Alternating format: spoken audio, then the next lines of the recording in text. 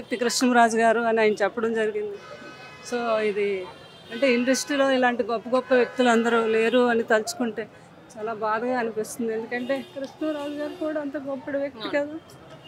అంటే ఇలాంటి మంచి వాళ్ళు అందరూ లేరు అంటే నాకు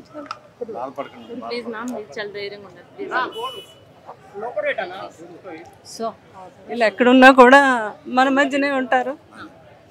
వారి ఉనికిని వారు ఒక ఆశయాల్ని మనం ముందుకు తీసుకెళ్ళాలి. ఇండస్ట్రీ ఉనికి కోల్పోకుండా మనందరం కాపాడుకోవాలి. అదే నా ఆలోచన. సో ఆయన ఆత్మకు శాంతి కలాలి, వారి ఫ్యామిలీ అందరూ కూడా ధైర్యంగా ఉండాలని ప్రభాస్ గారితో కానీ కృష్ణరాజు గారితో కానీ ఎన్నో ఎన్నో మైలురాయిలు లాంటి చిత్రాలు నటించడం జరిగింది. అవునండి, అసలు ప్రభాస్ గారికి చాలా ఇష్టం.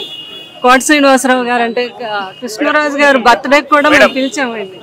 పిలిస్తే వచ్చి ఇంకా నైట్ కాదు తెల్లవారులు కూడా ఎంజాయ్ చేసి బాగా అంత ఇష్టం ఎంజాయ్ చేయటం ఆయనకి.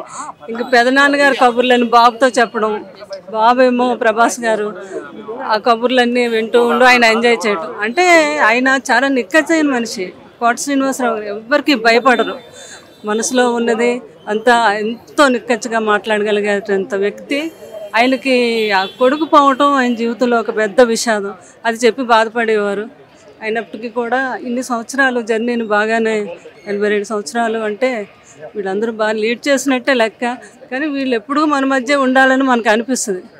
కానీ మంచి వాళ్ళు మన మధ్యనే కాదు నా దగ్గర కూడా ఉంచుకోవాలని భగవంతుడు కోరుకుంటాడు అనమాట. సో వాళ్ళు ఎక్కడున్నా కూడా మన యోగక్షేమాలను ఎప్పుడు కూడా వాళ్ళు పర్యవేక్షిస్తూ ఉంటారు. నటనతోనే కాకుండా రాజకీయ రంగంలో కూడా ప్రజలకి వీళ్ళందరూ ఒకే టైంలో కృష్ణరాజు గారు ఏంటి, కోట శ్రీనివాసరావు గారు ఏంటి, వీళ్ళందరూ అటు రాజకీయ రంగాన్ని ఇటు సినిమా రంగాన్ని ఎంతో అద్భుతంగా వీళ్ళు నడిపించారు. అంచేత వాళ్ళు వారసులుగా వీళ్ళందరూ కూడా అది కంటిన్యూ చేయాలి. ఆయన ఆత్మకు శాంతి కలగాలని కోరుకుంటూ వీళ్ళు ఎప్పుడూ అమరవీరులు అమరదీపమే వెలుగుతారు, ఎప్పుడు మన మధ్యనే ఉంటారు. అది కోట శ్రీనివాసరావు గారు ఆత్మకు శాంతి కలగాలి, వారి కుటుంబం ధైర్యంగా ఉండాలని నేను మనస్ఫూర్తిగా కోరుకుంటున్నాను. Thank you very much.